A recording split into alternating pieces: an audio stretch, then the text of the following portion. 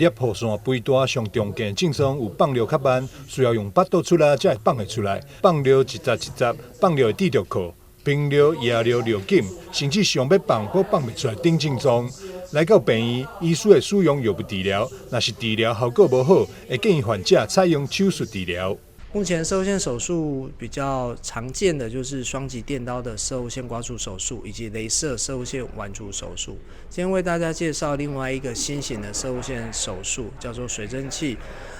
射物线消融手术。它跟前面的两个手术相比，它手术时间可以很短，大概10到15分钟。住院天数跟传统的手术需要3到5天相比，它住院只要1个晚上，隔天就可以出院了。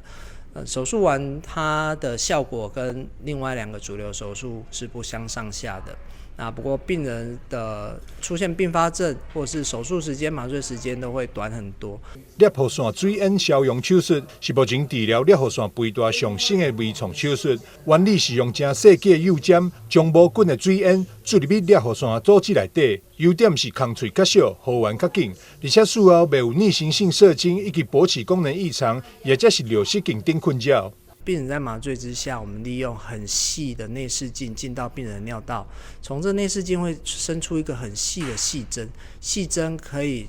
注入无菌的水蒸气。我们利用水蒸气凝结回水，会把它本身的能量释放出来，将这些能量释放到肥大的射物线组织里面。这些能量会把射物线细胞给蒸熟、煮熟，就像我们在蒸包子一样。这些细胞被蒸熟之后，它会死亡，慢慢的会被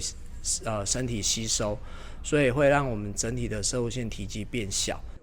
但医师也讲，裂雨伞水烟消融手术也不是完全无缺点，就是术后需要插尿管1礼拜，等裂雨伞消肿了后，才会当到病院移除尿管。记者张秀仪采访报道。